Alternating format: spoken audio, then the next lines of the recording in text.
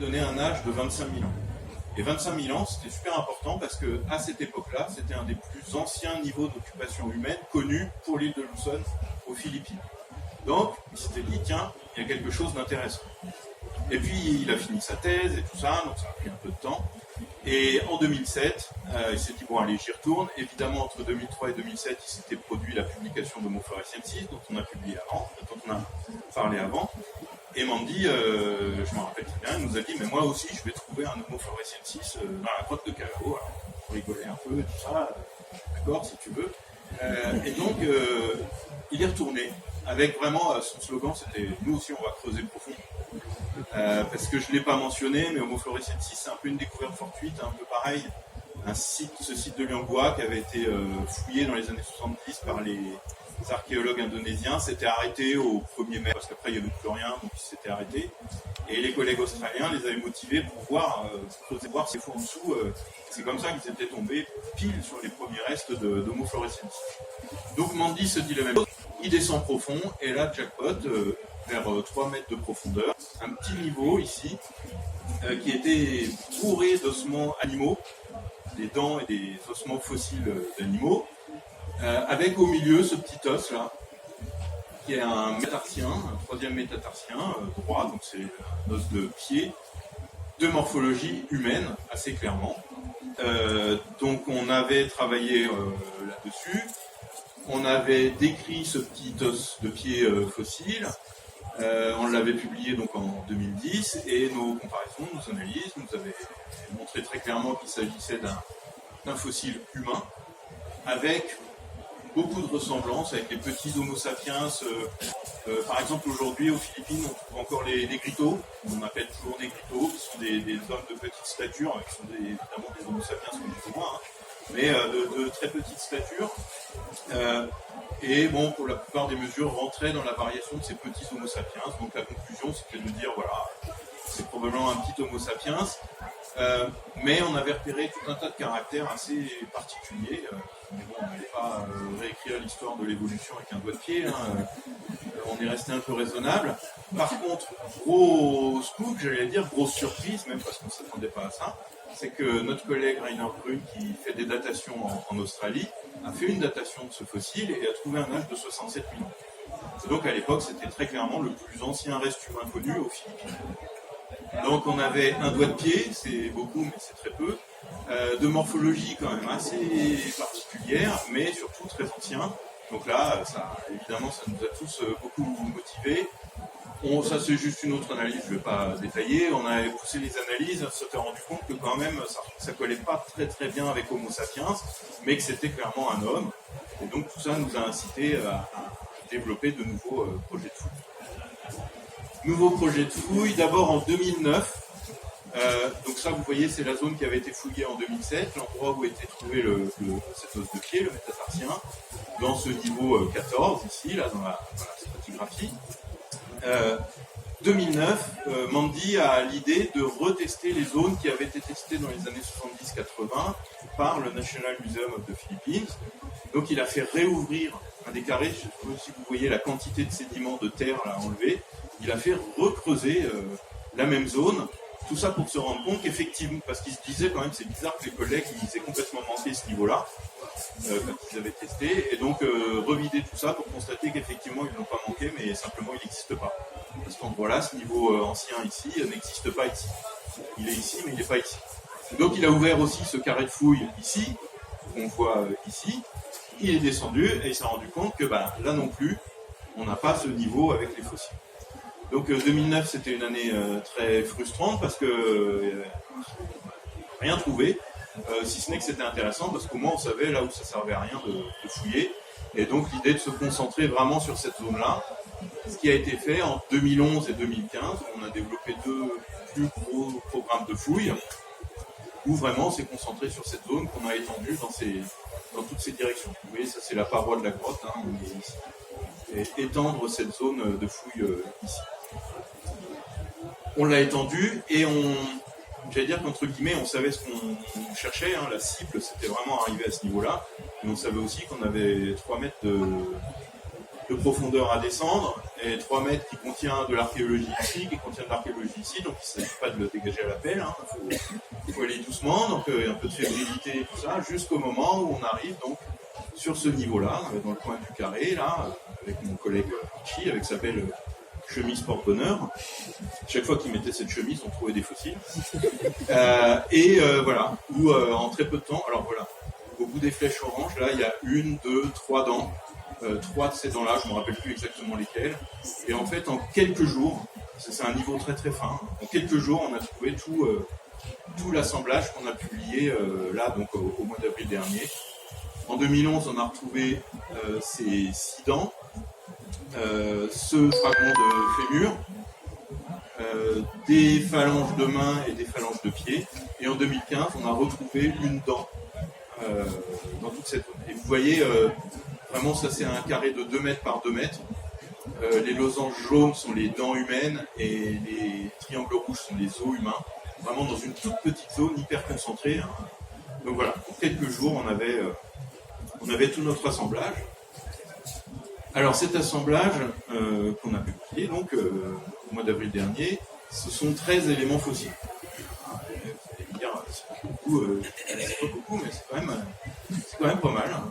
Les fossiles, on n'en a jamais assez, c'est sûr. Mais surtout, ce qui était intéressant, c'est qu'on avait des éléments. Alors hormis les dents c'est un peu l'objet phare de la paléanthropologie. C'est ce qui se conserve le mieux dans notre squelette, les tissus dentaires. Donc, pourquoi c'est intéressant? Parce qu'évidemment, on en a de très nombreux exemplaires pour toutes les autres espèces, ce qui est super pour faire toutes nos comparaisons. Mais ce qui est intéressant, c'est que dans le reste de l'assemblage, on a des éléments plutôt atypiques, qui ne sont pas tellement représentés, et puis que, j'allais dire, les paléanthropologues n'aiment pas trop, s'intéressent pas trop à des doigts de pied et des phalanges de main. Mais ces éléments nous ont offert tout un tas d'informations vraiment très intéressantes. Alors, ces 13 éléments fossiles correspondent à au moins 3 individus. Alors, pourquoi au moins 3 individus? On a déjà un enfant. Ce fragment de fémur, là, on s'en est rendu compte en faisant des analyses scanner de la microtomographie, scanner à rayon X à très haute résolution, et on a vu que la structure de l'os correspondait à une structure d'os d'enfant en cours de croissance. Il y a des caractéristiques très très particulières. Ce qui m'a fait, j'étais assez content de voir que c'était un enfant, parce qu'il est tout petit ce fémur. Il est grand comme ça, mais une jambe. Donc bon, c'est un enfant. Et par ailleurs, on a ici une troisième molaire supérieure droite. La troisième molaire, c'est la dent de sagesse. Donc ça nous indique un individu adulte. On en a une, et on en a une deuxième. On a une troisième molaire supérieure droite, exactement la même. Donc forcément, 2 individus différents adultes et un enfant. Donc il y a au moins 3 individus différents. Après, on est incapable de dire si ces dents-là vont avec ce métatarsien-là, c'est impossible. Et au niveau des datations, donc on a toujours ce métatarsien qui avait donné un âge de 67 000 ans. Cette dent ici a donné un âge de 50 000 ans. Et on a aussi 2 dents de cervidés, les petits cerfs des Philippines, qui ont donné des âges de 52 et 54 000 ans. Donc on est à peu près bien calé dans la chronologie. On espère pouvoir publier bientôt, on a d'autres dates qui devraient être publiées bientôt. Et quelles sont les caractéristiques de ces fossiles? Alors, on va commencer par les dents. Les dents, nous n'avons que des prémolaires et des molaires supérieurs. La plupart des prémolaires et des molaires supérieures droites. On a également cette prémolaire supérieure gauche, et on a donc cette troisième molaire supérieure droite. Ce qui est important, c'est qu'on sait que ces 5 dents appartenaient au même individu. C'était dans la même bouche. Ça, on le sait quand on compare ici alors on appelle ça des facettes de contact interproximales, peu importe. Mais il y a des correspondances parfaites ici, qui s'articulent un peu comme des pièces de puzzle, et on sait donc que c'est forcément le même individu. Et ça, c'est important, parce que quand on a commencé à étudier les caractéristiques de ces prémolaires et ces molaires, on s'est rendu compte de choses très particulières qui n'existaient pas jusqu'à maintenant dans le genre Homo. Donc, d'une manière générale, ces dents, elles sont très petites. Elles sont vraiment très petites dans l'ensemble. Mais ensuite, dans le détail, on se rend compte qu'on a une espèce de contraste au niveau des dimensions et au niveau des caractéristiques morphologiques, entre les prémolaires et les molaires, donc parfois au sein d'un même individu. Donc ça nous indique bien que ce n'est pas une variabilité entre différents individus, hein, mais c'est bien un même individu qui avait ces caractéristiques. Alors, je ne vais pas vous bassiner avec des graphiques, mais par rapport aux dimensions des dents, les prémolaires sont petites, mais elles sont à peu près équivalentes à la taille des prémolaires de nous, d'Homo sapiens. Donc, je sais pas si... Alors, ici, ce sont première prémolaire, deuxième prémolaire, première molaire, deuxième molaire, troisième molaire. Et c'est la surface occlusale. Donc, c'est l'air de cette surface qui nous sert à mâcher, hein, sur le dessus de la dent. Et ici, en orange, par exemple, on a Homo floresiensis, donc Homo floresiensis dont on a parlé tout à l'heure, qui est très petit, qui a de très petites dents. En violet, c'est Homo sapiens, c'est notre espèce, avec de très grands échantillons, hein, de plein de provenances géographiques. Et en noir, c'est notre Homo luconensis. Et donc, vous voyez que les prémolaires sont à peu près de la taille des prémolaires en violet, là, des Homo sapiens, mais que par contre, les molaires sont vraiment toutes petites, vraiment beaucoup plus petites que celles d'Homo sapiens, et même beaucoup plus petites que celles d'Homo floresiensis ici. Ça se voit par exemple visuellement, hein, Ici, ce sont les dents d'Homo luconensis, les 3 molaires, les 2 prémolaires.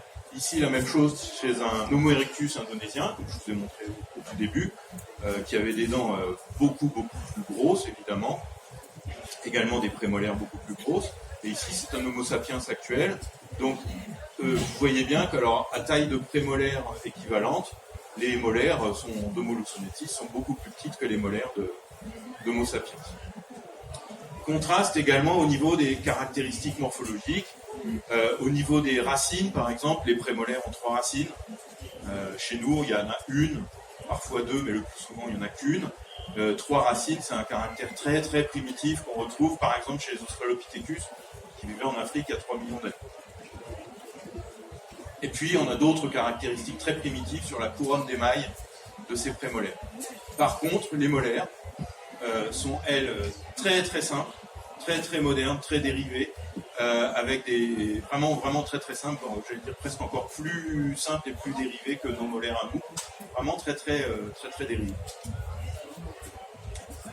C'est quelque chose qu'on a constaté aussi, ça, pour vous montrer un peu de technique. Ce qu'on peut faire virtuellement avec les images, l'imagerie médicale à haute résolution, c'est qu'on peut enlever la couronne d'émail. On l'enlève parce que souvent elle est très usée. Hein. Vous savez que plus avec l'âge, notre émail s'use, hein, à force de manger. Ce qui fait que la plupart du temps, les caractères morphologiques sont gommés sur la surface de l'émail. Par contre, si on l'enlève, on retrouve ici ce qu'on appelle la jonction émail-dentine, peu importe, mais qui préserve les mêmes caractéristiques. Donc maintenant, on travaille préférentiellement là-dessus, parce que c'est quelque chose qui est très très bien conservé, bien préservé sous la couronne d'émail. Et là, bon, peu importe, mais ce que je voulais vous montrer, c'est que dent par dent, donc ici la première prémolaire, ici la deuxième prémolaire, première molaire, deuxième molaire, pardon, on a à chaque fois des affinités ou des ressemblances qui sont très différentes. La première prémolaire ressemble à des prémolaires de néandertaliens. La deuxième prémolaire ne ressemble à rien. Elles sont toutes seules ici. La première molaire ressemble à des premières molaires d'Homo erectus, donc beaucoup plus petits. Et la deuxième molaire ressemblerait plutôt à des molaires d'Homo sapiens. Bref, chaque dent qu'on prend nous donne un message différent. Et tout ça combiné, ça nous indique que toute cette combinaison de caractères, là, chaque caractère, on va le trouver chez telle ou telle espèce, mais quand on prend l'ensemble en combinaison, ça correspond à rien de ce qu'on connaît. Et rapidement, parmi les autres éléments qu'on a découverts, je vais vous présenter principalement 2 éléments. Cette phalange de pied, donc une phalange proximale, donc c'est la première phalange du pied, hein, celle qui est le plus collée vers la cheville, ici, qui est tout à fait particulière. Ici, vous avez donc cette phalange de pied d'Homo luconensis en vue plantaire et en vue latérale. Ici, le même élément chez un Homo sapiens, en vue plantaire, en vue latérale. Ici, Homo floresiensis, et ici, Australopithecus afarensis. Donc encore une fois, Australopithecus afarensis, on est il y a plus de 3 millions d'années en Afrique. Vraiment rien à voir avec 50 000 ans aux Philippines. Et on se rend compte que quand on compare avec la morphologie, la nôtre, de l'Homo sapiens, c'est très différent. On n'a pas, chez Homo luzonensis, cette forme très caractéristique qu'on dit en sablier, chez nous, chez Homo sapiens, et on n'a surtout pas cette morphologie très très rectiligne des phalanges de pied d'Homo sapiens. Pourquoi on a des phalanges de pied très rectilignes? Parce qu'on a un pied qui est hyper adapté à la locomotion bipède, à un appui sur le sol qui est stable. Un appui des phalanges de pied qui est comme ça en extension sur le sol. Et donc on n'a pas du tout ça sur notre Homo luzonensis. Par contre, ce qu'on a ici, ça ressemble furieusement à ce qu'on a chez Australopithecus afarensis, y compris ici, là, ces petites zones là, qui sont de chaque côté, qui servent à l'insertion des muscles fléchisseurs des pieds. Donc les muscles fléchisseurs des pieds, ça sert à quoi? Ça sert à fléchir les pieds. Des muscles dont on ne se sert plus trop aujourd'hui. Hein. Je ne sais pas si vous arrivez à attraper beaucoup de choses avec vos pieds, mais vraiment, on voit bien que notre pied il est super pour l'appui sur le sol, mais pour attraper, c'est pas ça. Très étonnamment, on retrouve ça chez Homo luzonensis et chez Australopithecus afarensis. Et également cet aspect courbé qu'on retrouve chez les deux espèces. C'est quelque chose qu'on a vu aussi dans des analyses morphométriques. Très rapidement, en violet, ce sont des phalanges de pied d'Homo sapiens. En orange, des phalanges de pied d'Homo floresiensis. En vert, des phalanges de pied d'Australopithecus. Et en noir, notre phalange d'Homo luzonensis qui tombe carrément dans le groupe des australopithèques dans cette analyse. Et je vais vous montrer à quoi ça correspond cette analyse avec une petite animation. Si vous vous déplacez virtuellement dans cette analyse, que vous allez d'ici avec cette forme-là par là, la forme se transforme de cette façon-là. On arrive chez les australopithèques avec cette phalange très courbée et ces zones d'insertion ici. Et si on repart dans l'autre sens, on retrouve la morphologie typique d'Homo sapiens, très rectiligne, avec cette forme en sablier très, très marquée. Donc c'était pas une vue de l'esprit, hein, que la comparaison visuelle nous indiquait qu'effectivement ça ressemblait quand même beaucoup plus à de l'australopithèque qu'à de l'Homo sapiens.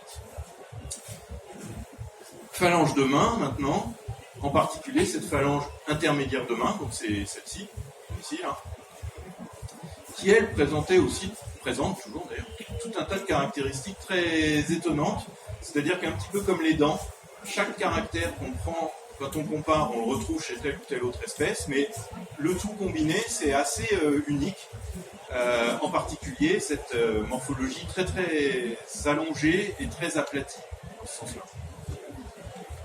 Et, donc je ne vais pas vous faire le topo, mais dans les analyses morphométriques, ici on a les Homo sapiens, ici on a Homo floresiensis, Australopithecus, Homo naledi, Paranthropus et Homo habilis. Et ben notre Homo luzonensis, il est là tout seul, il ressemble à rien, il ressemble à un Homo luzonensis. Donc, tout ça, ça nous a amené à quoi?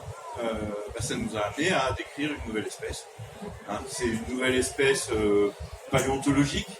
C'est-à-dire c'est vraiment une approche purement paléontologique. Hein. On a un fossile, on le compare avec tout ce qu'on connaît. Et puis, quand on arrive au constat que ça ne ressemble à rien, on fait ce fameux acte nomenclatural, on crée une nouvelle espèce, il y a tout un tas de règles, c'est très strict. On crée une nouvelle espèce paléontologique. Hein. Après, ça ne veut pas dire qu'il faut faire le lien avec ce qu'on appelle une espèce biologique.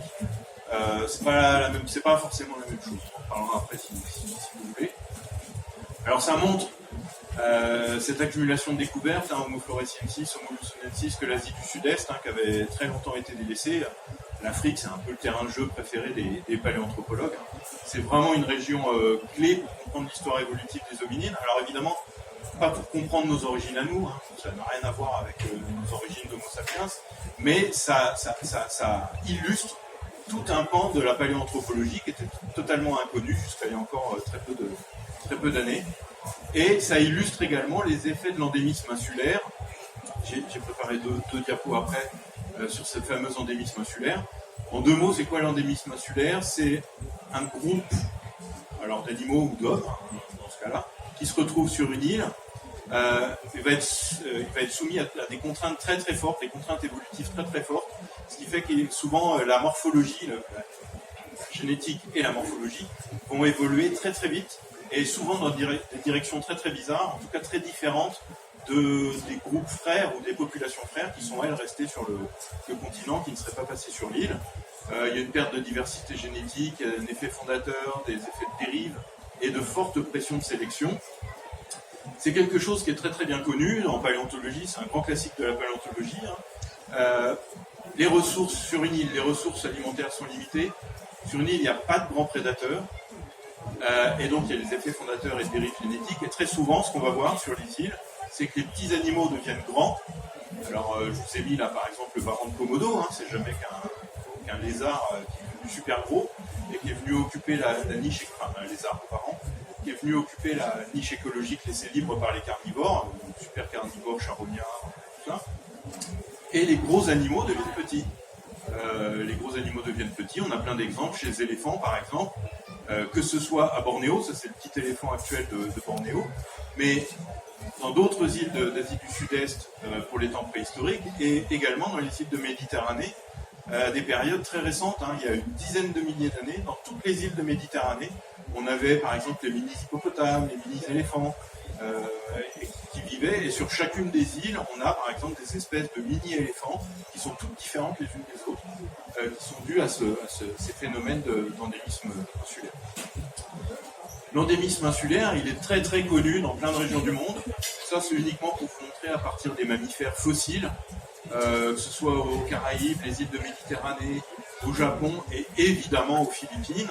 La faune et la flore des Philippines actuelles, mais aussi fossiles, montrent ce très fort endémisme, c'est-à-dire que tous les animaux qui vivent aujourd'hui sur l'île, toutes les plantes, sont très très différentes de ce qu'on retrouve sur le continent ou dans les autres îles.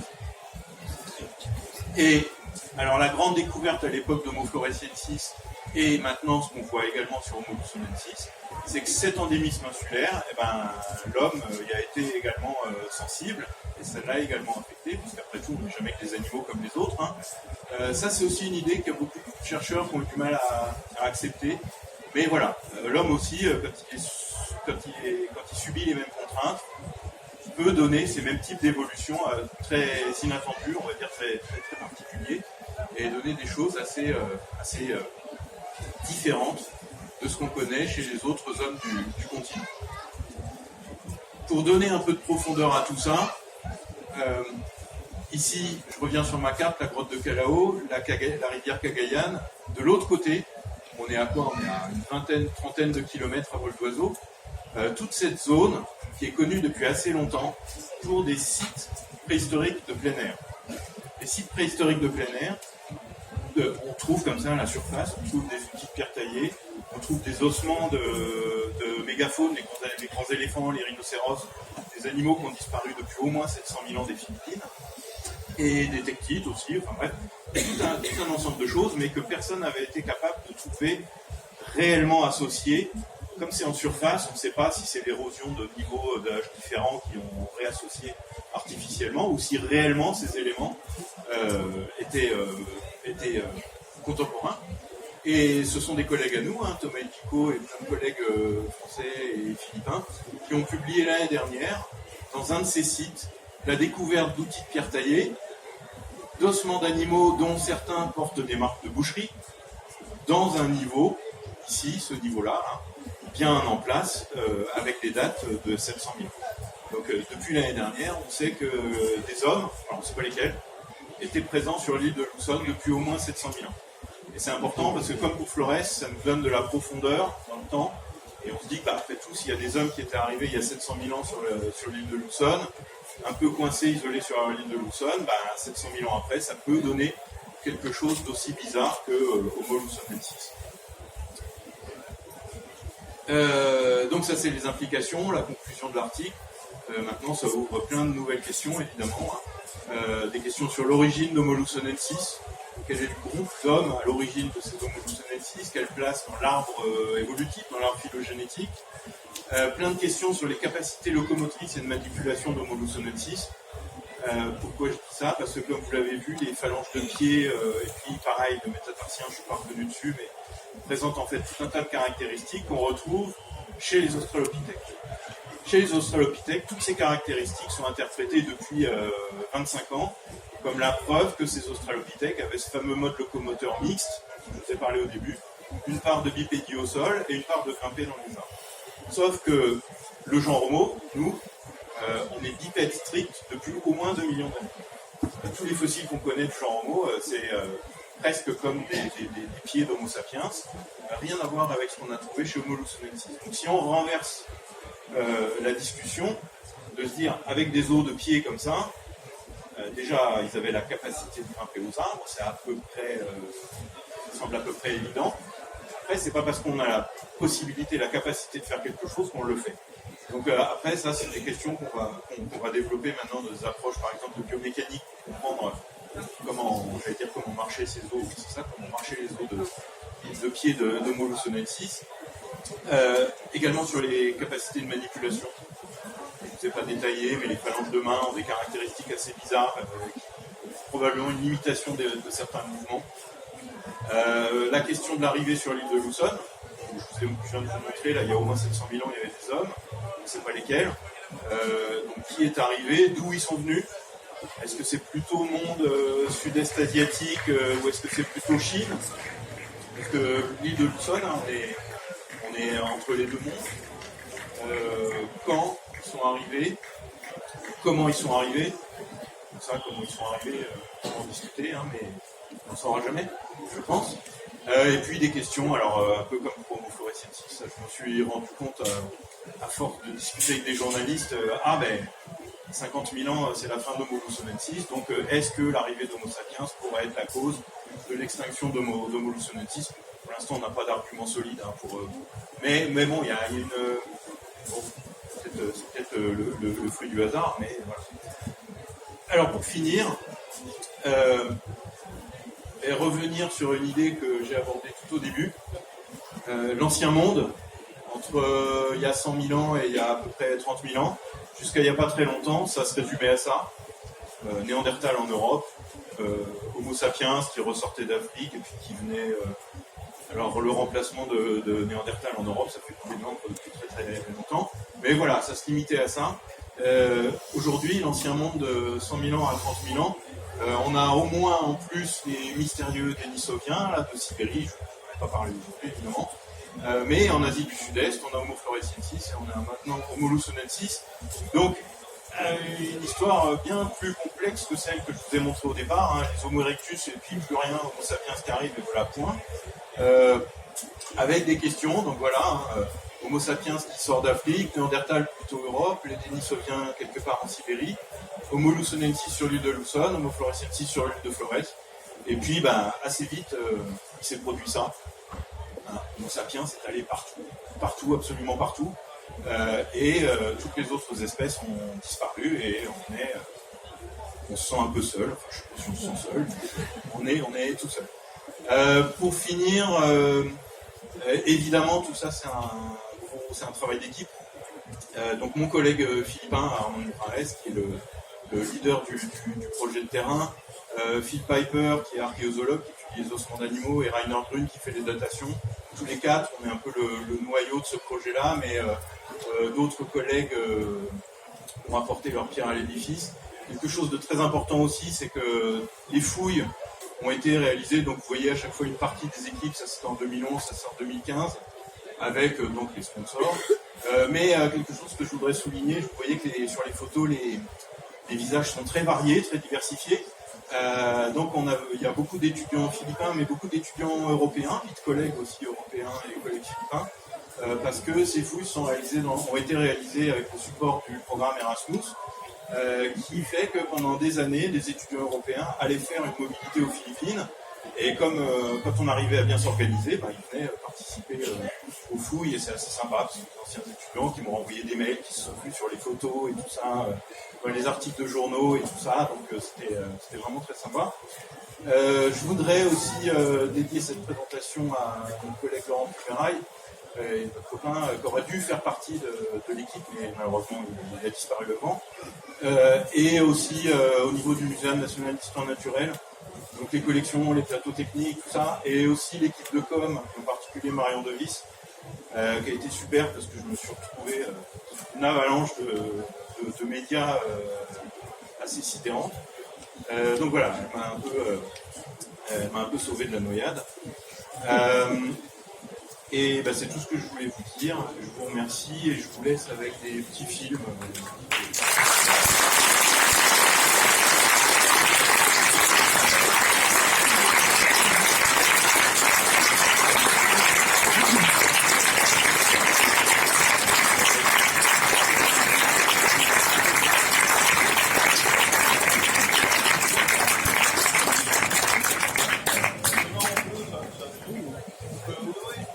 On peut faire les questions, les petits films.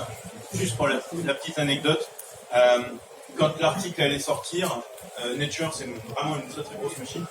Et tout à coup, donc, ils ont décidé que ça ferait la couverture, et puis que donc ils allaient faire leur propre com autour, qu'ils allaient monter un film, des petites vidéos que vous pouvez voir mais qui n'est pas terrible.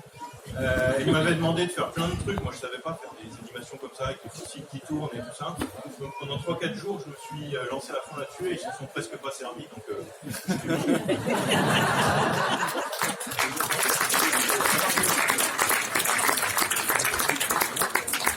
on va passer aux questions alors.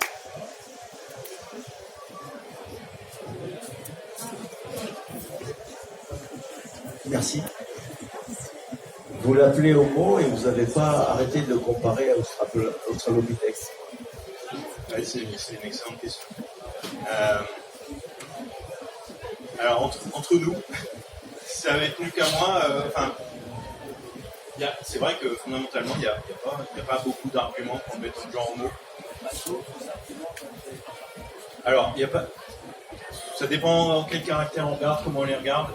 Si on prend tous les caractères et qu'on regarde combien ressemble plus à genre Homo, combien ressemble plus à Australopithecus, c'est quand même genre Homo. Après, alors pour l'anecdote, Homo floresiensis, les collègues, ils voulaient être publiés comme Australopithecus floresiensis, mais ça avait été complètement refusé. Donc on n'allait pas rejouer à au même jeu, mais là ça nous amène à l'autre question. Là, je ne l'ai évidemment pas développé, mais nos collègues américains là, qui sont persuadés que ces caractères d'Australopithèque, ça indique forcément une ascendance directe avec Australopithecus plutôt qu'avec Homo erectus. Alors ça paraît très, très peu probable par rapport à tout ce qu'on connaît du registre fossile. En Asie, alors peut-être qu'on en trouvera un jour, évidemment, on ne peut pas se baser sur les absences de découverte, mais ce serait vraiment très étonnant que Homo floresiensis et Homo lawsonensis soient les descendants directs d'Australopithecus. J'allais dire sans passer par la case Homo erectus d'une façon ou d'une autre. C'est Homo erectus qui était vraiment partout, quasi. Mais c'est vrai que c'est assez troublant. Ouais.